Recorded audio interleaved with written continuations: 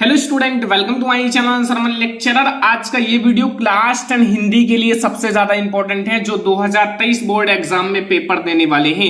आज के इस वीडियो को लास्ट तक जरूर देखना। जैसा कि आपको पता है, आपकी बोर्ड एग्जाम में जो है 20 मार्क्स का क्या आएगा, एमसीक्यू यानी कि ऑब्जेक्टिव क्वेश्चन आएंगे। ठीक है, तो आज मैं आपको वो ऑब्जेक्टिव क्वेश्चन सबसे पहले बताऊंगा जो बोर्ड एग्जाम के लिए सबसे ज्यादा इंपॉर्टेंट है। सभी महत्वपूर्ण प्रश्न है, ठीक है, और बोर्ड एग्जाम में जो 100% आएंगे, देखो मैं वही ऑब्जेक्टिव क्वेश्चन बताऊंगा जो बहुत ही ज्यादा इंपॉर्टेंट है। इसलिए मैं आपसे ये कह रहा हूं कि आज की इस वीडियो में जितना भी क्वेश्चन बताऊं, आप लोग एक कॉपी में छोटा सा नोट बना लेना, यानी कि नोट्स कर लेना, ठीक है, क्योंकि बहुत ज्यादा इंपॉर्टेंट ये वीडियो है। तो चलो हम लोग देखते हैं। सबसे पहला प्रश्न आप लोग देखो, इस टाइप का क्वेश्चन एक ना एक बोर्ड एग्जाम में जरूर आएगा कि शुक्ल युग की कला अवधि है या शुक्ल युग का समय सीमा, ठीक है, कला अवधि है। ठीक है, ऑप्शन नंबर का हमारे पास है 1850 ईस्वी से 1900 तक, यानी कि 1850 से 1900 तक आपका है, या फिर खा है 1900 से 1920 ईस्वी तक, एंड गा है 1919 से 1938 ईस्वी तक, एंड गा है 1938 से 1947 ईस्वी तक।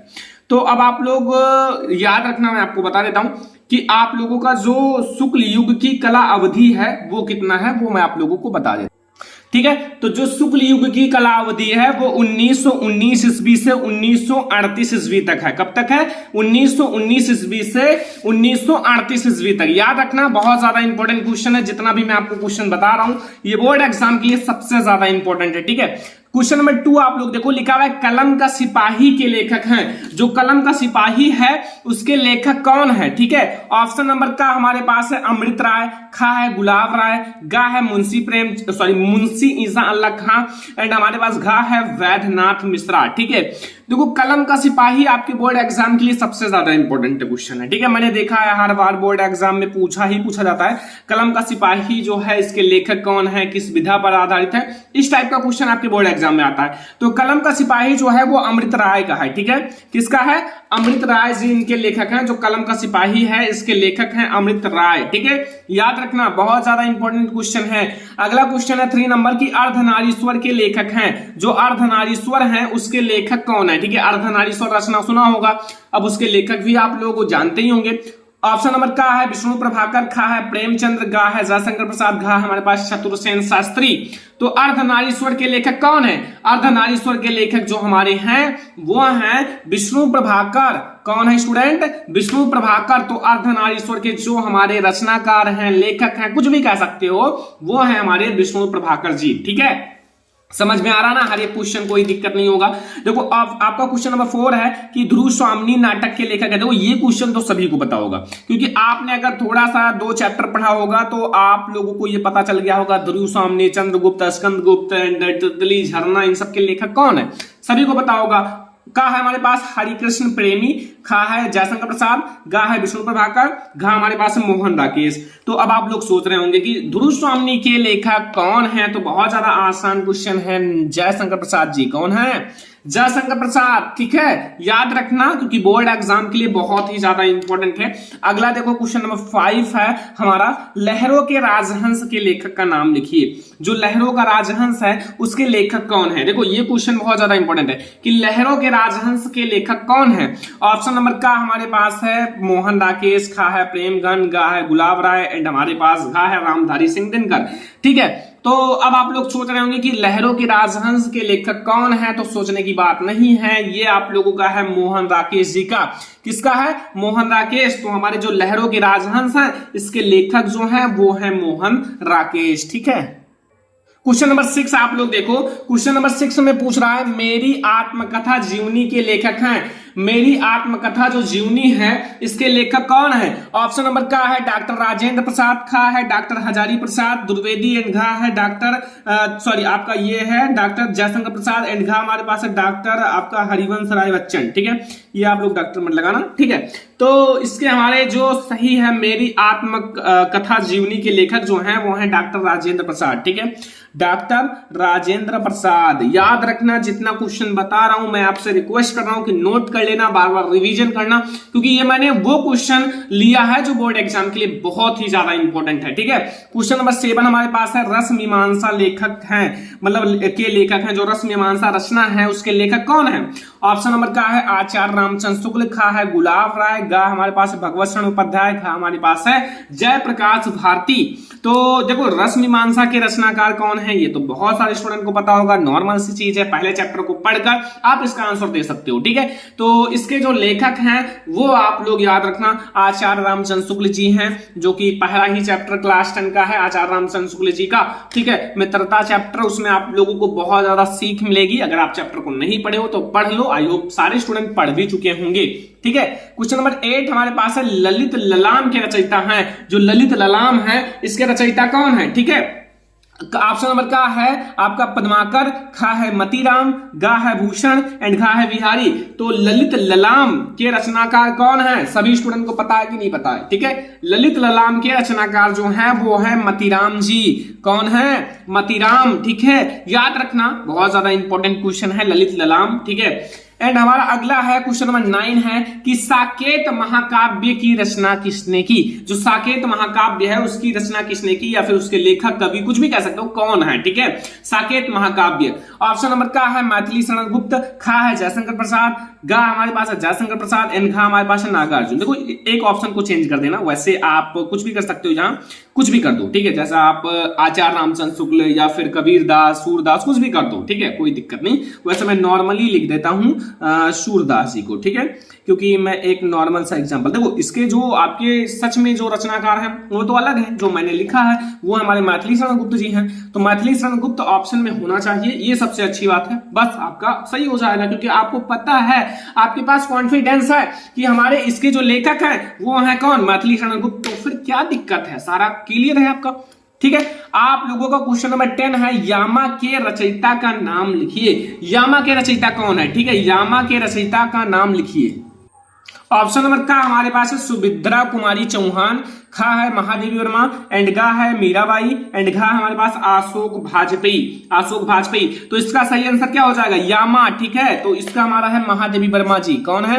महादेवी वर्मा जी, सभी को पता होगा, ये नॉर्मल सा क्वेश्चन है। ठीक है, आपकी बुक में भी है तो कोई दिक्कत नहीं है, इतना तो आप लोगों को पता ही होगा। ठीक है, अगला क्वेश्चन आप लोग देखो, यहां क्वेश्चन नंबर 11 है कि छत्रसाल दशक के रचनाकार हैं। जो छत्रसाल दशक है इसके रचनाकार कौन है? तो ऑप्शन नंबर का है बिहारी, खा है जगनीक, ठीक है, एंड गा हमारे पास है नरोत्तम दास एंड घा हमारे पास है भूषण। तो भैया छत्रसाल दशक के रचनाकार जो हैं वो कौन है? तो वो है हमारे भूषण जी। कौन है स्टूडेंट? भूषण। ठीक है, तो 11 नंबर क्वेश्चन भी आप लोगों को बहुत अच्छे से समझ में आ गया होगा। अब हम लोग देखेंगे 12 नंबर क्वेश्चन। ठीक है, 12 नंबर क्वेश्चन में आपका है तीसरा सप्तक कब प्रकाशित किया गया? देखो आपको तीसरा सप्तक बताना है कब प्रकाशित किया गया। ऑप्शन नंबर का हमारे पास है 1951 ईस्वी में, खा है 1959 ईस्वी में, गा है 1943 ईस्वी में, घा हमारे पास 1979 ईस्वी में। तो आप लोगों को पता है कि नहीं, तीसरा सप्तक की बात की जा रही है, तीसरा सप्तक। ठीक है, तो तीसरा सप्तक जो है हमारा वो है 1959 ईस्वी में किया गया। कब किया गया प्रकाशित? 1959 ईस्वी में। ठीक है, तीसरा सप्तक मैं आपको बता रहा हूं, याद रखना, 1959 ईस्वी में तीसरा सप्तक प्रकाशित किया गया था। ठीक है, क्वेश्चन नंबर 13 है कि केशव दास रचना है, केशव दास की रचना इस चारों में से क्या है? अगला हमारा का नंबर ऑप्शन है रामचंद्रिका, खा है भक्तमाल एंड गा है प्रेम वाटिका एंड घा है आपका सुदामा चरित्र। ठीक है, तो अब आप लोग केशव दास की रचना को जानते हो कि नहीं जानते हो?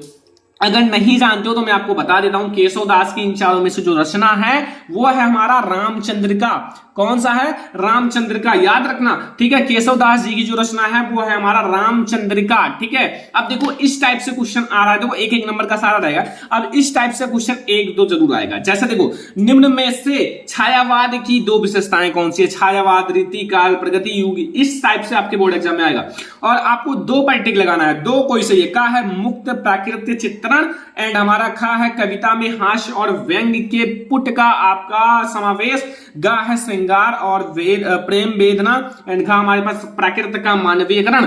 तो इसमें हमारा जो राइट आंसर हो जाएगा ना वो हमारे पास दो बताना है, तो गा वाला सही है, घा वाला सही है। ठीक है, गा और घा देखो सही रहेगा तो लगभग आपका का खा सही रहेगा या गा घा सही रहेगा, दो लगातार सही रहेंगे। ठीक है, अगर आपको एक याद है तो नीचे वाला मार देना, कोई दिक्कत नहीं। आई होप कि ऐसे ही मैंने कई सारा देखा है, ऐसे ही है। ठीक है, तो इसीलिए मैं आपका एक्सपीरियंस थोड़ा सा बता दिया। अगला देखो क्वेश्चन नंबर 15 है कि दुर्वेदी युग का प्रसिद्ध कवि है, जो इन चारों में से दुर्वेदी युग के जो प्रसिद्ध कवि हैं वो कौन से हैं। ठीक है, तो दुर्वेदी युग के ऑप्शन नंबर का है मैथिली स्नानगुप्त, खा है तुलसीदास, गा है नरिहापति नल्लाह, एंड घा हमारे पास है कबीरदास। तो दुर्वेदी युग का प्रसिद्ध कवि कौन है, दुर्वेदी युग की बात की जा रही है, तो दुर्वेदी युग के जो हमारे प्रसिद्ध कवि हैं वो है मैथिली शरण गुप्त। कौन है, मैथिली शरण गुप्त। ठीक है, याद रखना बहुत ज्यादा इंपॉर्टेंट क्वेश्चन है। क्वेश्चन नंबर 16 है कि राम राम कही राम, ठीक है, राम देखो राम राम कही राम, कहीं राम राम कही राम, एंड तुन परिहर रघुवर विरह, एंड राउ गौ सुरधान। ठीक है, तो यहां आपको रस बताना है इन चारों में से, मतलब इस पंक्ति में कौन सा रस है। तो इसमें थोड़ा सा याद रखना, इसमें थोड़ा सा शोक की बात की गई है। तो ऑप्शन नंबर का है वीर रस, खा है करुण रस, गा है शांत रस, घा हमारे पास है हास्य रस। तो इनमें जो हमारा रस है वो है आप लोगों का करुण रस। कौन सा रस है, करुण रस। ठीक है, समझ में आ गया ना, कोई दिक्कत नहीं होगा, करुण रस समझ में आ गया। अगला हमारा देखो क्वेश्चन नंबर 17 है कि अपव्यय, अपव्यय में उपसर्ग है, अपव्यय में उपसर्ग लगा है। देखो अब आपसे ऐसा तो पूछेंगे नहीं कि अप का उपसर्ग, उप का उपसर्ग, आ का उपसर्ग, ठीक है, नहीं। अब आपसे ऑब्जेक्टिव में पूछेगा, जैसे अपव्यय में उपसर्ग है तो ऑप्शन नंबर का है उप, या फिर आ, या फिर अप, या फिर आ। ठीक है, तो अब आपका अपव्यय में जो उपसर्ग है वो हमारा है अप। क्या है स्टूडेंट, अप। ठीक है, आप है ना, समझ में आ गया ना, कोई दिक्कत नहीं होगा। क्वेश्चन नंबर 18 आप लोग समझो, तालाब शब्द का तत्सम शब्द है, जो तालाब शब्द का तत्सम शब्द कौन सा है। तो तालाब शब्द का ऑप्शन नंबर का है समुद्र, खा है झील, गा है तड़ाग, एंड घा हमारे पास है महासागर। तो तालाब शब्द का तत्सम शब्द कौन सा है, सभी को पता है कि नहीं पता है। अगर नहीं पता हो तो मैं आप लोगों को बता देता हूं। देखो तालाब का मतलब होता है जो नदी होता है। ठीक है, तो तालाब को आप तड़ाग भी कह सकते हो। ठीक है, तड़ाग। ठीक है, समझ में आया, कोई दिक्कत नहीं होगा, काफी आसान है। अगला है क्वेश्चन नंबर 19 है, अंबर और वसन किस शब्द के पर्यायवाची हैं। अंबर और वसन किस शब्द के पर्यायवाची हैं। का है हमारा कमल, खा है कपड़ा, गा है झंडा, एंड घा है बादल। तो जो हमारा अंबर है और वसन, वसन तो सभी को पता है जो पहनते हैं, और अंबर भी आपका वही है। ठीक है, तो ये हमारा है कपड़ा का पर्यायवाची शब्द। किसका है, कपड़ा का पर्यायवाची शब्द। ठीक है, अगला देखो क्वेश्चन नंबर 20, इत्यादि का संधि विच्छेद है। इत्यादि का संधि विच्छेद है, तो इत्यादि का जो संधि विच्छेद होता है वो इत धन आदि होता है। इत धन आदि। ठीक है, यादिनी आदि। तो ये मैंने आपको 20 ऑब्जेक्टिव क्वेश्चंस बता दिया जो बोर्ड एग्जाम के लिए सबसे ज्यादा इंपॉर्टेंट है। अभी मैं आपको और भी ऑब्जेक्टिव क्वेश्चन, 100 ऑब्जेक्टिव क्वेश्चंस का वीडियो आने वाला है। तो ये ऑब्जेक्टिव क्वेश्चन समझ में आ गया हो तो चलो हम लोग देखते हैं आगे। सबसे पहले आप गद्यांश को ध्यान से पढ़ो। यहां लिखा हुआ है भिन्न भिन्न धर्मों को मानने वाले, ठीक है, भी जो सारी दुनिया के सभी देशों में बसे हुए हैं, जो भिन्न भिन्न धर्मों को मानते हैं। ठीक है, भिन्न भिन्न धर्मों को मानने वाले भी जो सारी दुनिया के सभी देशों में बसे हुए हैं, यहां भी थोड़ी बहुत संख्या में पाए जाते हैं। यहां जो अपने संस्कृति के बात की जा रही है, तो यहां भी बहुत संख्या, मतलब बहुत थोड़ी बहुत संख्या में पाई जाती है। और जिस तरह यहाँ की बोलियों की गिनती आसान नहीं है। भारत में कई प्रकार की बोलियां होती हैं। अगर आप विदेश में जाओगे तो अगर अंग्रेज है तो अंग्रेजी ही बोलेंगे हर एक व्यक्ति, लेकिन इंडिया में कई तरह का, ठीक है, पंजाबी एंड हरियाणवी एंड आपका हिंदी में, इंग्लिश तो है ही, ऐसे कई सारे भाषा है, लैंग्वेज है। ठीक है, तो मतलब बहुत सारी जगह जिस तरह यहाँ की बोलियां गिनती आसानी, उसी तरह से यहाँ भिन्न भिन्न धर्मों के संप्रदाय भी गिनती आसान नहीं है। उसी प्रकार से यहाँ भिन्न भिन्न धर्मों के व्यक्ति पाए जाते हैं। भिन्न भिन्न धर्म, बहुत सारे धर्मों के व्यक्ति पाए जाते हैं। ठीक है, और यहाँ देखो अब आपका अंडरलाइन आ गया, यहाँ से अंडरलाइन स्टार्ट है। इन विभिन्नताओं को देखकर अगर अपरिचित आदमी, कोई अपरिचित हो, ठीक है, तो घबरा कर यह कह उठेगा कि यह देश नहीं अनेक देशों का समूह है। तो ये कह देगा कि ये देश नहीं बल्कि अनेक देशों का समूह है, क्योंकि इसमें बहुत सारी बोलियां हैं एंड बहुत सारे धर्म हैं। ठीक है, तो ये है बहुत ज्यादा इंपॉर्टेंट है बोर्ड एग्जाम के लिए। यह एक जाति नहीं अनेक जातियों का समूह है। इसमें आश्चर्य की बात नहीं है, क्योंकि ऊपर से देखने वाले को जो गहराई में नहीं जाता विभिन्नता ही देखने में आएगी। तो ये हमारा वेरी इंपॉर्टेंट है स्टूडेंट। अब देखो बोर्ड एग्जाम में आपको इससे रिलेटेड 3 क्वेश्चन पूछे जाएंगे, जैसा कि मैं लिखा रखा हूं। पहला, उपयुक्त गद्यांश का संदर्भ, ये आप लोगों का 2 मार्क्स का आएगा, और रेखांकित अंश की व्याख्या 2 मार्क्स का आएगा, और प्रस्तुत गद्यांश में या गद्यावतरण में लेखक का क्या कहना है 2 मार्क्स का ये आएगा। देखो पद्यांश में आपका चेंजिंग किया गया है, गद्यांश में लगभग वैसे ही पूछा जाता है, ठीक है, देख सकते हो कोई चेंजिंग नहीं है ना, लेकिन आप लोग ये वाला गद्यांश जरूर तैयार कर लेना, ठीक है। तो सबसे पहले हम लोग क्या देखेंगे, संदर्भ, ठीक है। तो संदर्भ को सबसे पहले हम लोग देखेंगे। तो संदर्भ आप लोग हेडिंग डाल लो और ब्लैक पेन से, ठीक है, एंड आप लोग ब्लू पेन उठाओ। और ये किस चैप्टर से लिया गया है, किसी स्टूडेंट को पता है कि नहीं पता, ये किस चैप्टर से लिया गया, इसके लेखक कौन है, पता है नहीं पता है, बहुत सारे स्टूडेंट को पता है, मुझे पता है। तो वो है भारतीय संस्कृति। किस चैप्टर से है, भारतीय संस्कृति, और जिसके लेखक जो हैं वो हैं डॉक्टर राजेंद्र प्रसाद, ठीक है। तो यहां आप लोग संदर्भ कैसे लिखोगे, सही तरीका लिखने का, ठीक है, ये भी जानना जरूरी है। तो चलो मैं आप लोगों को बता देता हूं। देखो सबसे पहले आप संदर्भ हेडिंग डाल देना, फिर आप लोग लिखना प्रस्तुत गद्यांश, जो हमारा गद्यांश है ना, तो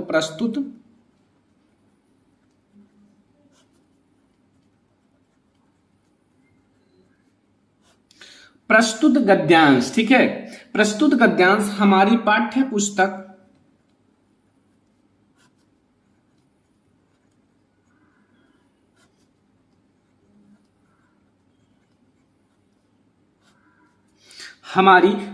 पुस्तक जो हिंदी है, हिंदी को आप ब्लैक से लिखना है, ठीक है, हिंदी,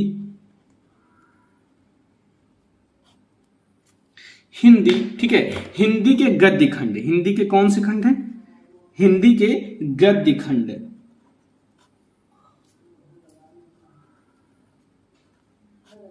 हिंदी के गद्य खंड में संकलित, ठीक है। अब ये गद्य खंड है ना, में संकलित। अब इसके लेखक कौन है, हमें ये बताओ, जो लेखक हैं, और पाठ का नाम ब्लैक से लिखना, इतना याद रखना, डॉक्टर राजेंद्र प्रसाद, डॉक्टर राजेंद्र प्रसाद इसके लेखक हैं, ठीक है। ऐसा लिखना, बोर्ड एग्जाम में एक भी नंबर नहीं कटेगा। द्वारा लिखित, डॉक्टर राजेंद्र प्रसाद द्वारा लिखित, ठीक है, लिखित। अब ये जो चैप्टर का नाम है वो क्या है स्टूडेंट, वो है भारतीय संस्कृति। क्या है, भारतीय संस्कृति, भारतीय संस्कृति, ठीक है। भारतीय संस्कृति नामक पाठ से, नामक ये निबंध है, ठीक है, पाठ भी लिख सकते हो, नामक निबंध। देखो नामक निबंध से अवतरित है या लिया गया है या उद्धृत है, कुछ भी लिख सकते हो, ठीक है, तीनों में से कुछ भी। तो मैं लिख देता हूं नामक निबंध से लिया गया है।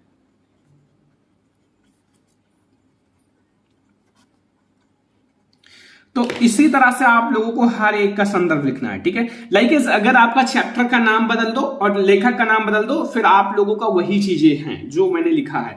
प्रस्तुत गद्यांश हमारी पाठ्य पुस्तक हिंदी के गद्य खंड में संकलित। लाइक अगर आपका जयशंकर प्रसाद जी का है तो जयशंकर प्रसाद द्वारा लिखित आपका क्या है, ममता चैप्टर है ना, ममता नामक पाठ से लिया गया है, ठीक है। ऐसा करके आप हर एक संदर्भ का चैप्टर, जो भी चैप्टर है सभी का संदर्भ ऐसे लिख सकते हो, ठीक है। अब आप लोग हेडिंग डालो रेखांकित अंश की व्याख्या। रेखांकित अंश की व्याख्या कैसे करी जाती है, तो सबसे पहले आप जितना रेखांकित अंश है उसको ध्यान से पढ़ो, ठीक है, बिना मन की नहीं, मन लगा के पढ़ो, ठीक है।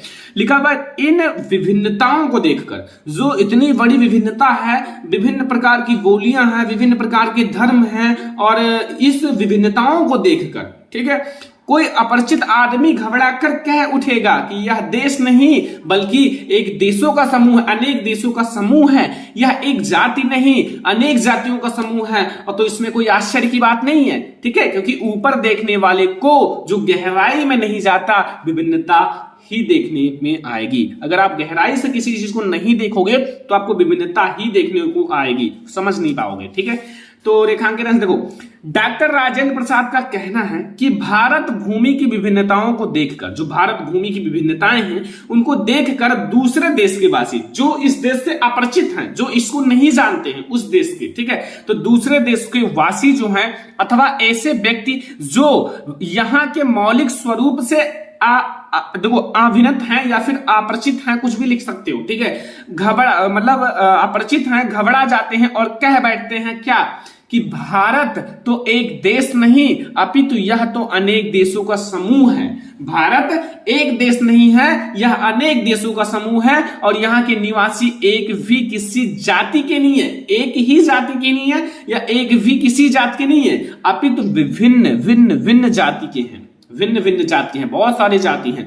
और दूसरे देशवासियों की इस प्रकार की बातों में आश्चर्य करने योग्य कुछ भी नहीं है। अगर आप आश्चर्य में हो तो भी मतलब आप आश्चर्य में नहीं रहोगे, क्योंकि ये सही बात है, ठीक है, क्योंकि वे इस देश को ऊपर अर्थात सतही, जो ऊपर की सतह है ना, दृष्टि से देखते हैं, इस प्रकार की गहराई में नहीं उतरते हैं। निश्चित ही ऐसे लोगों को विभिन्नता अर्थात अनेकता ही नजर आएगी। जो अपरिचित हैं वो केवल ऊपर से देखेंगे, ऐसा तो नहीं कि 10-20 साल रहकर आपकी गहराई को समझेंगे, नहीं, वो ऊपर से देखेंगे और आश्चर्य से आप यही कह देंगे कि ये देश नहीं बल्कि अनेक देशों का समूह है, ये जाति नहीं बल्कि अनेक जातियों का समूह है, ठीक है। तो ये है हमारा गद्यांश और पद्यांश। अब आप लोगों को एक क्वेश्चन का आंसर भी देना है जो कि 2 मार्क्स का रहेगा।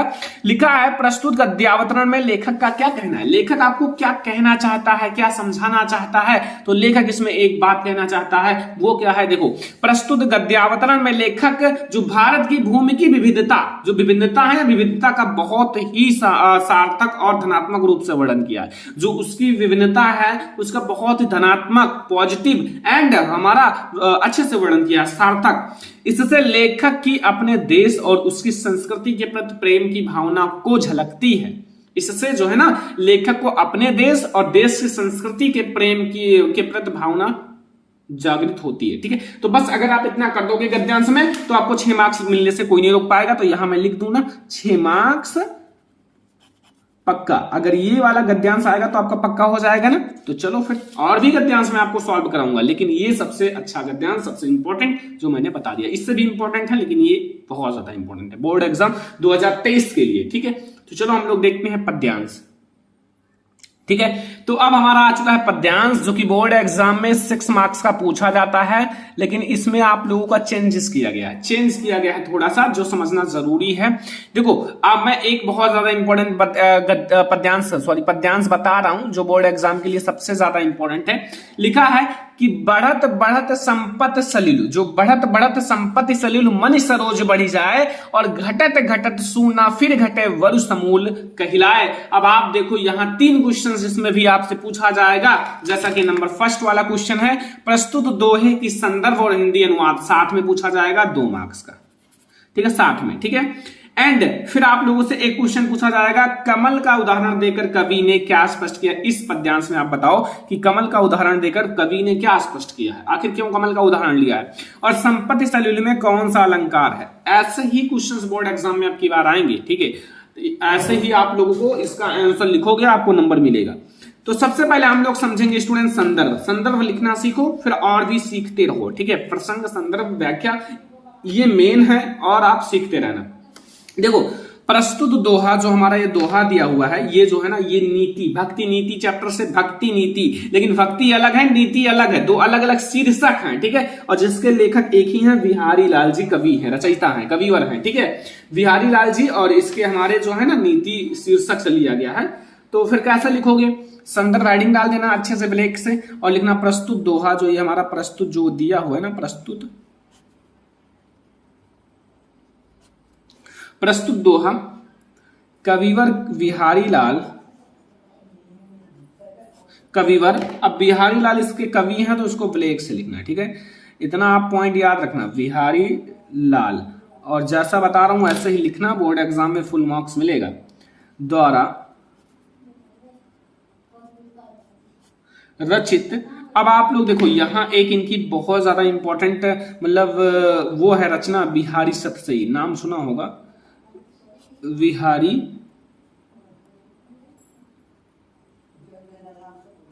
सतसई, ठीक है। विहारी सतसई से हमारी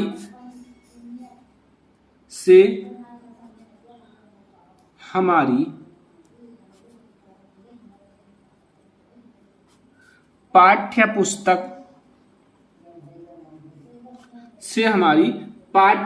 पुस्तक, ठीक है, हिंदी के, इसको ब्लैक से कर देना, हिंदी तो ज्यादा अच्छा रहेगा, ठीक है।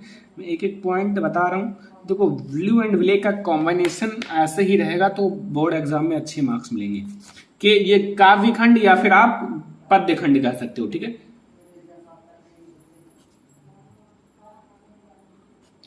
काव्य खंड, ठीक है, में संकलित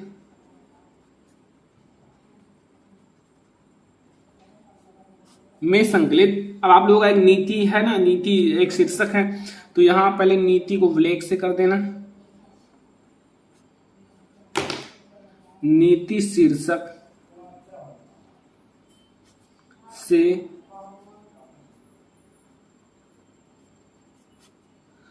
उद्गीत है, ठीक है। बस ये आपका हो गया संदर्भ। 2 मार्क्स आपको तुरंत मिल गया संदर्भ में, ठीक है। अब आप लोग प्रसंग देखो। प्रस्तुत दोहे में कवि के धन के बढ़ने पर मन पर पड़ने वाले प्रभाव का वर्णन किया है। जब आपका धन बढ़ जाता है, लाइकेज आपके पास अर्निंग सोर्स ज्यादा हो जाते हैं, आपके पास धन हो जाता है, तो फिर आपके मन पर क्या प्रभाव पड़ता है उसके बारे में इसमें बताया गया है स्टूडेंट, ठीक है। तो देखो क्या कहा है कवि ने, कि कवि का कहना है या कवि का कथन है कि धन रूपी जल, जैसे जो धन रूपी जल है बढ़ जाने के साथ साथ मन रूपी कमल भी बढ़ता चला जाता है। जैसे हमारा धन अगर बढ़ता जाएगा तो हमारा मन भी बढ़ता चला जाएगा। जैसे अगर तालाब में ज्यादा पानी हो जाता है तो कमल जो है ना वैसे बढ़ता रहता है, ठीक है, ताकि वो ऊपर रहे, दिखे, खिला रहे। तो वही कहा जा रहा है, कवि का कथन है कि धन रूपी जल बढ़ जाने के साथ साथ मन रूपी कमल भी बढ़ता चला जाता है। किंतु जब धन रूपी जल जो है घटने के साथ साथ मन रूपी कमल नहीं घटता। जैसे अगर आपके पास पैसे बहुत हो गए, फिर आपका मन बढ़ गया, फिर आपके पैसे खत्म हो गए, फिर भी आपका मन नहीं कम हुआ। आप क्या किया कि आपको वही चीजें चाहिए जो पहले चाहिए थी, ठीक है। तो वही कहा गया है कि मतलब घटने के साथ साथ मन रूपी कमल नहीं घटता, अपितु समूल नष्ट हो जाता है। अपितु जो हमारे धन जायदाद ये सब होते हैं नष्ट हो जाते हैं, परंतु, ठीक है, अर्थात धन के बढ़ जाने के साथ साथ इच्छाएं भी बढ़ जाती हैं, परंतु धन के घट जाने के साथ साथ इच्छाएं नहीं घटती हैं। तब परिणाम यह होता है कि मनुष्य सह नहीं पाता और दुख से मरे हुए के समान हो जाता है, ठीक है। आसान लगा? आई होप कि आसान बहुत ज्यादा लगा होगा, क्योंकि बहुत आसान तरीके से मैंने आप लोगों को समझाया है, ठीक है। तो अब हम लोग देखेंगे 2 क्वेश्चंस और है ना इसमें। पहला, कमल का उदाहरण देकर कवि ने क्या स्पष्ट किया है। ये हमारा दूसरा वाला है। तो कमल का उदाहरण देकर कवि ने क्या स्पष्ट किया है बता दें। देखो कमल का उदाहरण देते हुए कवि ने स्पष्ट किया है कि धन के बढ़ने पर मन को नियंत्रित करना चाहिए, अन्यथा धन ना रहने पर बहुत कष्ट होगा। अगर हम ये लिख देते हैं कोई दिक्कत नहीं है, मैं इसको लिख देता हूं, ठीक है। तो चलो मैं आपको लिख देता हूं, ठीक है। तब आंसर में यही लिख देना कि कमल का उदाहरण देते हुए कवि ने यहां स्पष्ट किया है कि धन के बढ़ जाने के साथ मन को नियंत्रित करना चाहिए, अन्यथा धन ना रहने पर बहुत कष्ट होता है, बहुत ज्यादा कष्ट होता है, ठीक है। तो ये हमारा हो गया। अभी एक और क्वेश्चन है, वो है संपत्ति सलिल में कौन सा अलंकार है। संपत्ति सलिल में कौन सा अलंकार है, तो ज्यादा मैं नहीं कहूंगा, यहां मैं लिख दूंगा, जगह नहीं है नीचे, तो यहां मैं लिख देता हूं, ठीक है। वो हमारा है, देखो यहां संपत्ति सलिल 2 बार साथ साथ आया है ना, मतलब एक ही वर्ड की आवृत्ति कई बार हुई है, 2 बार हुई है, कई बार कह सकते हो। तो इसलिए ये हमारा जो होगा वो कौन सा अलंकार होगा, वो हमारा अनुप्रास अलंकार। कौन सा अलंकार है स्टूडेंट, अनुप्रास अलंकार, ठीक है, अनुप्रास अलंकार, ठीक है। तो ये है आज के हमारे गद्यांश पद्यांश। देखो पद्यांश में चेंजिंग हुआ है, अगर आप अगले साल का देखोगे तो फिर आपको चेंज लगेगा, ठीक है, अगर आप ध्यान से देखोगे, अगर आप अच्छे से पढ़ रहे हो तब। तो ये हमारा गद्यांश और पद्यांश। आई होप कि आपको ये वीडियो बहुत ज्यादा पसंद आया होगा। इसमें मैंने आप लोगों को गद्यांश भी बता दिया, पद्यांश भी बता दिया, जो बहुत ज्यादा इंपॉर्टेंट है। अगर आपको ये वीडियो पसंद आया हो, लाइक करना, शेयर करना अपने फ्रेंड्स के साथ, चैनल पर तो सब्सक्राइब कर लेना। चलो फिर मिलते हैं नेक्स्ट इंपॉर्टेंट वीडियो में, तब तक के लिए धन्यवाद।